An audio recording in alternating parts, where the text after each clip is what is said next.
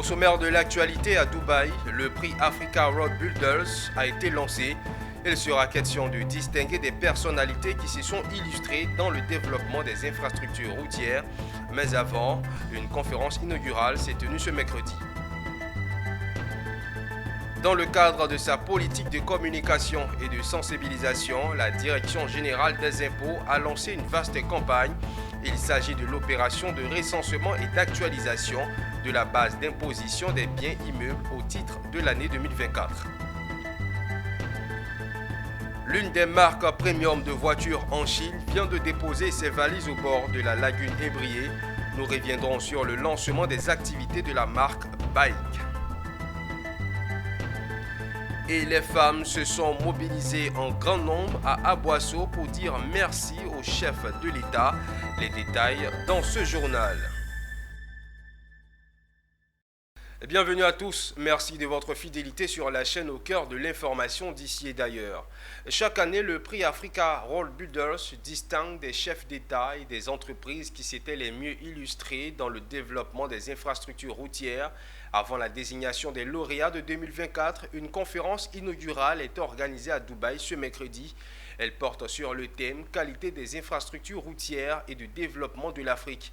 Les détails avec notre envoyé spécial aux Émirats Arabes Unis, Jean-Charles Sibaï. Dubaï, ville emblématique des Émirats Arabes Unis, accueille depuis ce mercredi la conférence inaugurale de l'événement The African Road Builders Trophy Babacar Ndiaye, édition 2024. Cette année, la conférence inaugurale se penche sur l'importance cruciale des réseaux routiers de haute qualité en Afrique pour favoriser le développement économique, social et durable du continent. Une série de conférences, 2 conférences pour être plus exact, qui se tient chaque année. La première conférence se tient pour désigner le trophée Babacar Ndiaye, le lauréat du trophée Babacar Ndiaye. Et la seconde conférence se tient à l'occasion des assemblées annuelles de la BAD, la Banque africaine de développement, pour remettre le trophée Babacar Ndiaye.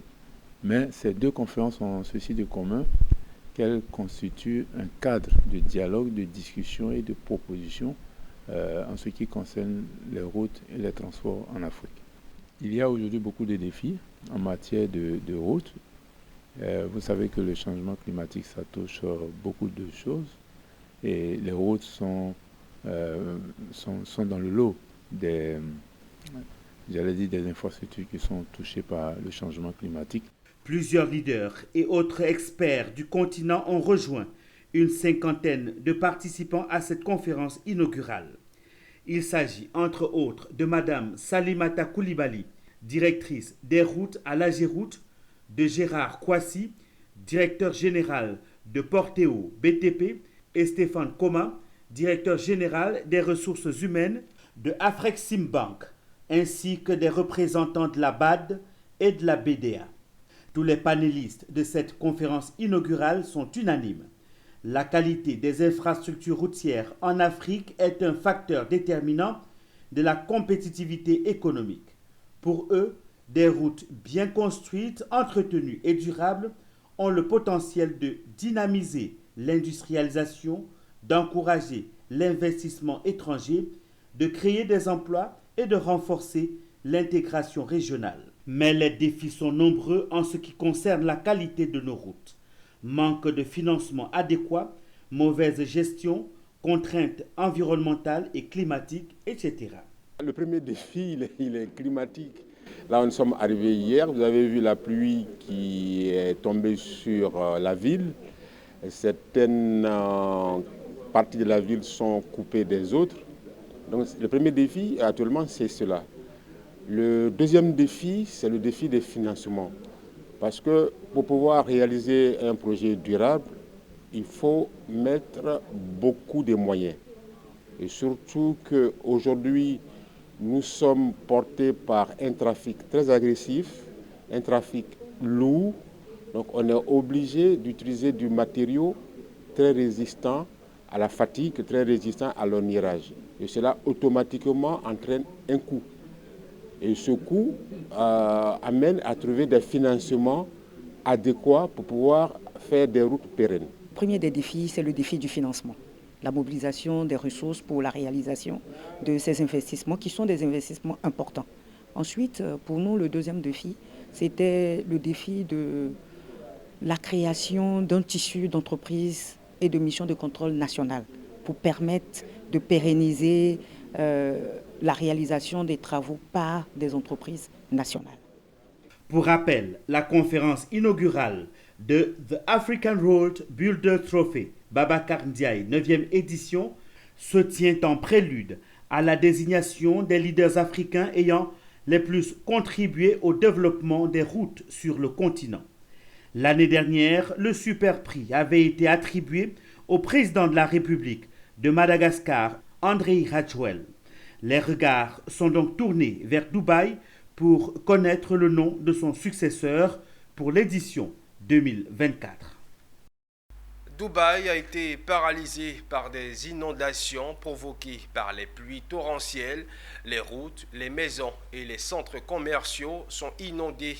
Le bilan provisoire fait état de 18 victimes dans 3 autres pays du Golfe qui ont subi de fortes inondations. Cela n'était pas arrivé depuis 1949.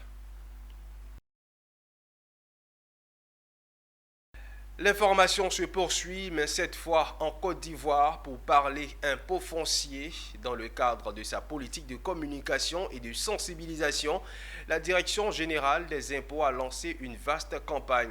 Il s'agit de l'opération de recensement et d'actualisation de la base d'imposition des biens immeubles au titre de l'année 2024, une opération qui se tient dans les communes du district d'Abidjan et dans certains pôles de l'intérieur du pays.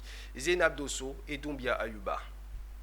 Pour répondre aux attentes du gouvernement et des bénéficiaires du produit de l'impôt foncier, les responsables de la Direction générale des impôts ne dorment pas sur leur laurier. Le top départ pour le vaste programme d'action terrain pour l'opération de recensement a été lancé, et ce dans les communes du district d'Abidjan ainsi que dans certains pôles de l'intérieur du pays. Il s'agit également de l'actualisation de la base d'imposition des biens immobiliers au titre de l'année 2024.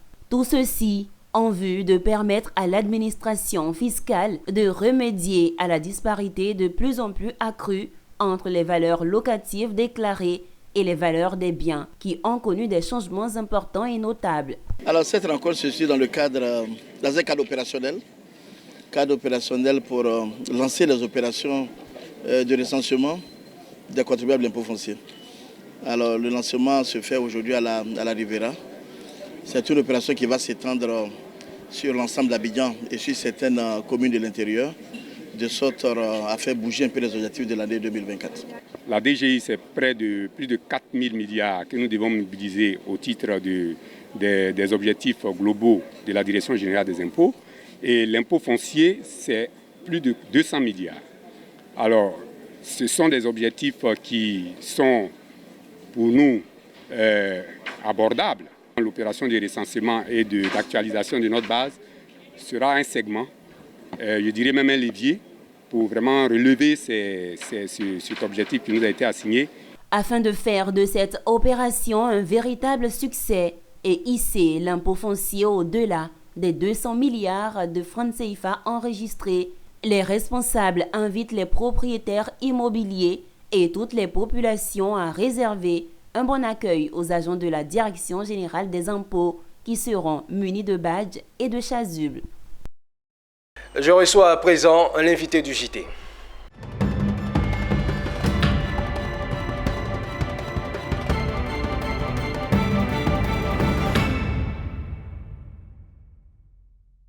En 2021, le PCS, Power Community System, a généré 76% des échanges extérieurs de la Côte d'Ivoire avec un volume de 30 millions de tonnes. Une expansion qui confirme son statut de hub régional. Une performance boostée par un nouveau terminal à conteneurs en 2022, mais pas seulement, grâce à des plateformes digitales innovantes qui modernisent toute la logistique portuaire. Et pour en parler justement, je reçois sur mon plateau M. Hervé Corned, responsable de la société Sodjet, ou président du directoire de la société Sodjet, une société qui s'est alliée avec le géant Bureau Veritas pour présenter une nouvelle plateforme digitale au port autonome d'Abidjan. Bienvenue M. Hervé. Merci de votre accueil. Bonjour. Alors, vous pourrez nous présenter d'ores et déjà la société Sojet? Alors la société Sojet, c'est une vieille start-up, puisqu'on a 40 ans, et on fabrique des plateformes digitales communautaires qui permettent d'améliorer les process du commerce international, ce qu'on appelle guichet unique du commerce international, Port Community System, ou des outils pour les autorités portuaires, Port Operating System. D'accord. Voilà, donc on renouvelle, qu'on adapte en permanence. Donc on a notre 4e génération de plateforme digitale. La dernière a été co-construite avec Microsoft. Oui. Voilà, donc qui est une nouvelle génération de plateformes qui est en cours de déploiement et déployée dans plusieurs pays. En France bien sûr, en Jamaïque, en République démocratique du Congo et dans plusieurs autres pays d'Afrique, d'Asie du Sud-Est et de la zone Caraïbe. D'accord. Et votre entreprise, la Sojet et le bureau Veritas présente justement une nouvelle offre, une plateforme digitale au service du commerce extérieur, des chaînes de valeur logistiques, des ports et aéroports. De quoi il s'agit? En quoi est-ce que vos produits sont distincts de la concurrence? Alors tout d'abord, on ne présente pas un produit technologique. D'accord. Le job avec le bureau Veritas, c'est de mettre en place et d'améliorer les process métiers, d'améliorer les relations au sein des administrations, la coordination pour faciliter le passage de la marchandise, pour faciliter les flux d'informations, commerce extérieur, relations avec les douanes. Donc ça permet de centraliser toutes les informations, de les dispatcher pour améliorer globalement les process.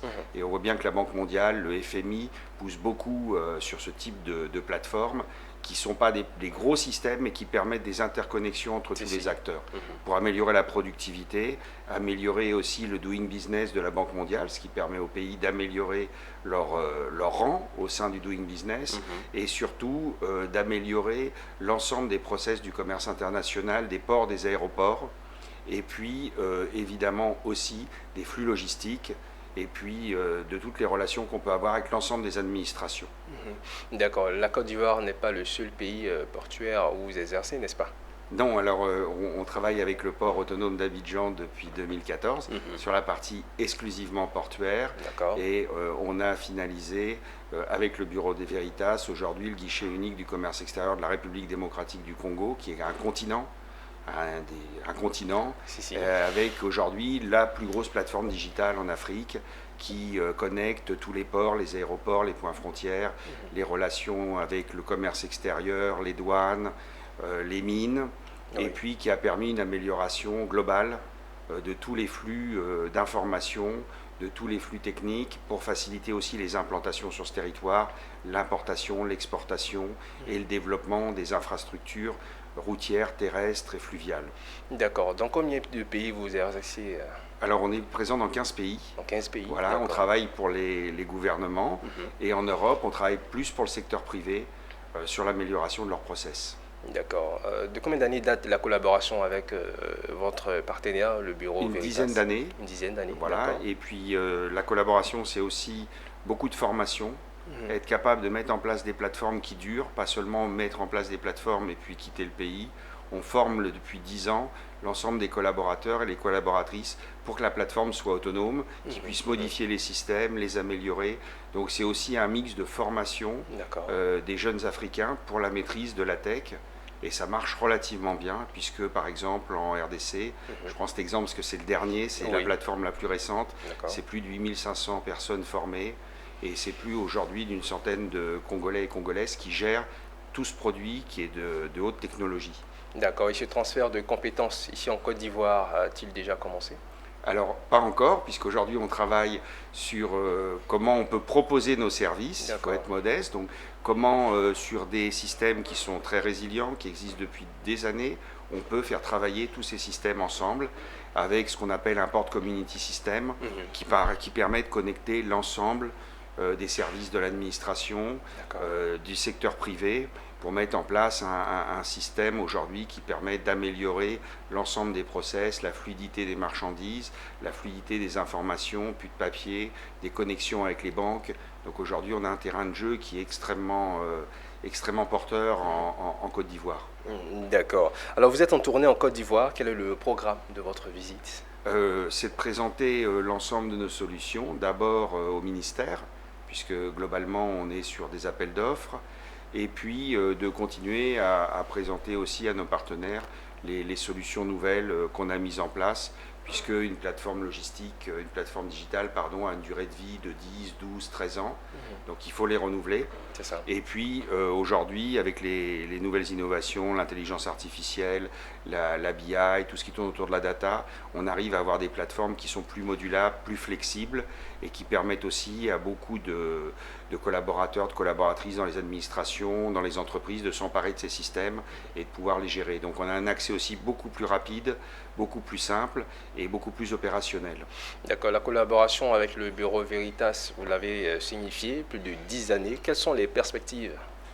Alors, la perspective, c'est de développer nos outils, les Port Community Systems en Côte d'Ivoire. D'accord. Parce que voilà, c'est le port majeur en Afrique aujourd'hui. Il y a un développement qui est très fort, il y a beaucoup d'infrastructures, mais souvent, il faut des infrastructures, mais il faut aussi des solutions digitales. Plus les navires sont gros, plus les flux d'informations sont importants. Donc nous, ce qu'on peut apporter, c'est de l'amélioration à la productivité.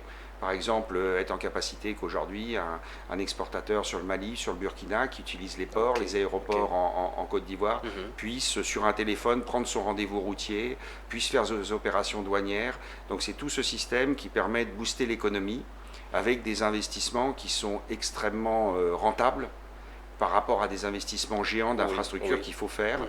Donc voilà, aujourd'hui on est sur un des ports leaders en Afrique. Donc voilà, c'est une coopération aussi avec le port d'Abidjan depuis 2014. D'accord. Merci beaucoup, Monsieur Hervé Corned. Je rappelle que vous êtes le président directoire de la société Sojet. Bike, l'une des marques premium de voitures en Chine, vient de déposer ses valises au bord de la lagune Ébrié. Et c'est la société Sada Motors qu'elle a choisi comme représentant officiel en Côte d'Ivoire. Le lancement des activités de la marque a eu lieu ce mardi au siège de Sada Motors à Treichville avec la présentation de plusieurs modèles haut de gamme devant un public très sélect dont nos reporters Konena Norgo et Maru Seri. Une cérémonie soft avec des invités triés sur le volet, le tout dans une ambiance de fête. C'est dans cette ambiance réjouissante que la marque chinoise Bike a fait son entrée ce mardi 16 avril 2024 sur le marché ivoirien de l'automobile sous la bannière de Sada Motors Côte d'Ivoire. Soirée dansante avec des artistes chanteurs et des humoristes, puis vient la présentation en grande pompe des premiers modèles Bike aux invités. Et ce sont les modèles X35, X55, X7, BJ40 et la BJ60 qui ont ouvert le bal des ventes des véhicules Bike chez Sada Motors, représentant officiel de la marque en Côte d'Ivoire. Chez Bike, on a deux segments qu'on a fait venir aujourd'hui. On a un segment off-road, c'est-à-dire 4x4, franchisseur, la BJ60 et la BJ40. On a la BJ80 qui viendra bientôt. Et le deuxième segment, c'est le SUV. Nous avons dans la gamme SUV 3 modèles. La X55, la X35 et la X7. Donc ce sont des véhicules qui sont futuristes. L'intérieur est vraiment optionnel. Vous avez tout ce qu'il faut dans la connectivité et dans les véhicules futurs. Bike, c'est la marque premium chinoise. Et donc c'est un alliage de Jeep, de Prado avec des transmissions de technologie de Mercedes et autres. Donc je voudrais inviter la population ivoirienne de venir voir ce que Sada Motors offre. Avec 73 ans d'expérience, Bike est l'une des marques premium d'automobile en Chine grâce à sa fiabilité, sa technicité et ses options haut de gamme. Pour cette présentation, les invités sur mesure ont pu voir, toucher et même essayer les différents modèles. Déjà le premier contact et les invités sont séduits par ces bijoux. Je peux apprécier énormément en fait ces très belles voitures. C'est encore plus beau que ce à quoi je m'attendais. Nous avons de très beaux modèles et en préférence celui-ci, ce petit 4x4 coupé 5 portes. À peine un an et demi d'activité, Sada Motors Côte d'Ivoire fait déjà sensation dans le domaine de la concession automobile grâce à ses partenariats. En plus des marques chéries, Photon et Lovol, Sada Motors Côte d'Ivoire est donc désormais le concessionnaire officiel de bike. La clôture du projet DMPA-SC en Côte d'Ivoire s'est tenue récemment. L'objectif de ce projet est de contribuer à la santé maternelle, infantile, communautaire ainsi qu'au développement durable régional, notamment en intégrant le DMPA-SC dans les plans stratégiques nationaux de manière budgétisée. Diane Cablancan et Ézéchiel Siri nous en disent plus. La Côte d'Ivoire, membre du partenariat de Ouagadougou en Afrique de l'Ouest, célèbre la clôture du projet DMPA-SC. Ce projet vient marquer une étape majeure dans son engagement envers la santé reproductive et la planification familiale. Entre 2017 et 2022, le pays a enregistré des avancées importantes, passant d'un taux de prévalence contraceptive moderne de 19% à 27% et réduisant les besoins non satisfaits de 26% à 17%. Oui, c'est tout à fait un sentiment de satisfaction par rapport à la fin de ce projet, de cette phase 2 du projet DMPA-SC, qui est un projet financé par la fondation Bill & Melinda Gates et qui nous a permis d'élargir la gamme de choix de produits contraceptifs pour les femmes, notamment la forme sous-cutanée du DMPA, qui est un produit qui existait déjà sous la forme intramusculaire. Donc cette forme sous-cutanée permet l'auto-injection, donc qui permet à une femme d'être beaucoup plus autonome par rapport au choix et à l'injection de ces produits contraceptifs. Pour nous, cette deuxième phase nous a permis d'aller au-delà de ce que nous avions fait au début, c'est-à-dire faire accepter le produit, l'environnement habilitant pour l'utilisation du produit. Ensuite, la délégation des tâches. La phase 2 du projet 2022-2024 a été axée sur la consolidation des acquis et la résolution des défis persistants, tels que le financement adéquat, l'engagement du secteur privé et l'identification de nouveaux canaux de distribution. Donc, il s'agit donc d'institutionnaliser la DMPA-SC et aussi d'impliquer le secteur privé. Parce que le secteur privé est un secteur important au niveau du système de santé. Et il est bon qu'il y ait une certaine équité. Autant le projet est en train de se développer au niveau du secteur public, mais il faut impliquer le secteur privé. Placé sous l'égide de J.H. Piego et avec le soutien de la Fondation Bill et Melinda Gates, le projet s'est concentré sur l'institutionnalisation du DMPA-SC, qui est une méthode contraceptive sûre et efficace, complémentaire aux autres méthodes existantes, ce qui a d'ailleurs permis l'amélioration à l'accès et à la planification familiale, notamment en renforçant les capacités des prestataires de santé et en intégrant l'auto-injection dans les outils nationaux. Une page de célébration dans cette édition, le trophée de la Cannes de l'hospitalité poursuit sa tournée. Cette fois, elle a scintillé à la mairie de Cocody. Cet événement a été marqué par la présence du premier responsable de la commune qui a accueilli chaleureusement la délégation de la Fédération ivoirienne de football. La Coupe d'Afrique des Nations a été dévoilée, offrant ainsi aux résidents de la commune la possibilité de contempler ce prestigieux trophée continental. Cet événement a été l'occasion pour les habitants de la commune de partager un moment de fierté et de célébration, nous témoigne Michel Brou et c'était ici. C'est une ambiance de joie vécue avec fierté par les administrés de la commune de Cocody lors de la présentation du trophée de la Cannes de l'hospitalité. La présence de la délégation de la Fédération ivoirienne de football dans la municipalité témoigne de l'importance accordée à la commune et ses habitants pour son implication dans l'organisation de cette compétition. La remise du trophée de la Cannes de l'hospitalité aux populations à travers son premier magistrat est le symbole de la reconnaissance à la commune pour son accueil, sa convivialité et son sens du partage. En théorie, Cocody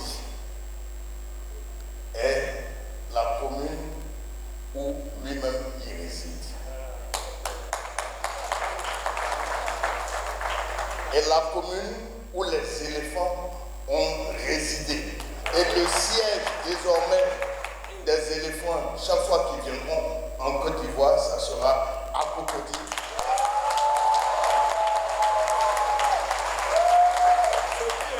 Le premier magistrat de la municipalité s'est dit honoré d'accueillir la coupe.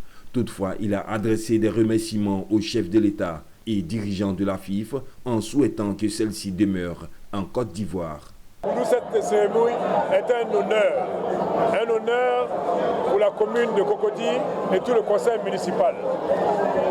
L'honneur revient surtout à son Excellence le Président de la République, son Excellence Alassane Ouattara, parce qu'il nous a donné l'une des meilleures coupes en Afrique. Les habitants de Cocody sont heureux de pouvoir voir physiquement cette coupe. Les populations n'ont pas caché leur joie de voir leurs rêves devenir réalité en communiant physiquement avec le trophée. Vraiment, nous sommes contentes. Le jour-là, c'est le jour de la CAN. On nous a dit qu'il ne faut pas que la nourriture va manquer en Côte d'Ivoire. Nous, les femmes, on ne dormait pas. On partait juste là, les étrangers ont laissé de la nourriture en Côte d'Ivoire pour partir. Tellement qu'on avait envoyé de la nourriture sur les marchés pour que tout le monde mange. C'est un sentiment de joie, une grande joie. C'est la 3e coupe que nous gagnons. Et nous avons vu comment tout le monde était derrière cette coupe. Vraiment, c'est un grand plaisir, c'est un rêve qui se réalise. Vraiment, c'est pas le mot me manque. La 34e édition de la Coupe d'Afrique des Nations organisée par la Côte d'Ivoire du 13 janvier au 11 février a été baptisée la CAN de l'hospitalité. À l'issue de la finale contre le Nigeria, la Côte d'Ivoire remporte le trophée sur le score de 2 buts à 1 et devient championne d'Afrique pour la 3e fois après 1992 et 2015. Direction le Sud Comoé, où récemment les populations ont rendu hommage au président de la République de Côte d'Ivoire. Sous la houlette du président du CESEC, Dr Eugène Akaoulé, les femmes se sont mobilisées en grand nombre pour dire merci au chef de l'État pour les infrastructures de développement attribuées ces dernières années au Sud Comoé. Des remerciements transmis à plusieurs membres du gouvernement. Mon désir Nascimento pour le commentaire. Les populations du Sud Comoé exultent de joie. Pour cause, les nombreuses actions de développement, mais surtout les dernières infrastructures routières. C'est pourquoi, sur initiative commune, des femmes des 3 sous-préfectures de Kouakro, Adjoint et Mafiré, les populations se sont retrouvées pour rendre hommage au président de la République. Ce sont des femmes qui, bénéficiant de toutes ces réalisations du président de la République dans leur région, dans leur zone, dans leur village, ont décidé d'être reconnaissantes. Nous avons un seul choix, le choix de la responsabilité, le choix du développement avec le président Alassane Ouattara. Sia Fienou, le village natal du président du conseil régional du Sud Comoé, Dr Eugène Akaoulé, est désormais bitumé. La commune de Mafiré, quant à elle, a bénéficié ces dernières années de 3 châteaux d'eau d'un volume total de 700 mètres cubes, de 42 km de canalisation, de l'extension du réseau électrique avec 600 nouveaux poteaux, de la construction de 18 salles de classe et de 3,5 km de bitume. Des infrastructures de développement dans la région qui motivent selon ces populations cette cérémonie d'hommage. Des hommages reçus par plusieurs membres du gouvernement. Nous avons vu des femmes engagées, nous avons vu des femmes qui savent ce qui se passe chez elles, qui ont pu énumérer toutes les réalisations qui ont pu avoir lieu dans le Sud Comoé, précisément à Maféré, et qui sont contentes de la paix, de la quiétude dans leur région. Alors ces femmes se sont engagées bien entendu à continuer à cultiver cette cohésion sociale dans la région et à s'engager pour la paix, pour la sécurité et le développement de la Côte d'Ivoire. Ils ont tracé le sillon, ils nous ont montré la voie et nous avons le progrès et le développement, ne changeons pas. La politique gouvernementale, déclinée en projet de proximité au profit du peuple sans vie, est mise en œuvre par le Conseil régional du Sud Comoé. Son président, par ailleurs président du CESEC, Dr Eugène Akaoulé, est reconnaissant au président de la République. Cette région a bougé en matière de développement pour que nous puissions célébrer notre bienfaiteur, notre leader en matière de développement qu'est le président Alassane Ouattara. Nous sommes satisfaits et surtout nous nous inscrivons dans les perspectives à venir pour démontrer que nous sommes reconnaissants au président de la République. Cette cérémonie d'hommage était placée sous le haut patronage du docteur Eugène Akaoulé, de l'inspecteur d'État Awandoli Théophile et de la ministre d'État Anne-Désirée Ouloto. En image, l'enveloppe prévisionnée pour la distribution de la prime à la qualité du cacao au Cameroun porte à 5 milliards de francs CFA la somme totale déjà mise à la disposition des producteurs de cacao. La prime à la qualité a été instaurée par les pouvoirs publics au cours de la campagne 2016-2017 avec pour but de répondre aux exigences de plus en plus contraignantes du marché international en matière de normes et de qualité du cacao exporté. Cette prime, qui fait partie des actions que mène le Cameroun depuis plus de 10 ans pour améliorer la qualité de ses fèves et éviter ainsi des décotes considérables sur le marché international, porte visiblement des fruits. Et voilà qui marque un terme à cette édition préparée par l'ensemble de la rédaction. Merci de nous avoir suivis. Restez en notre compagnie. Les programmes se poursuivent.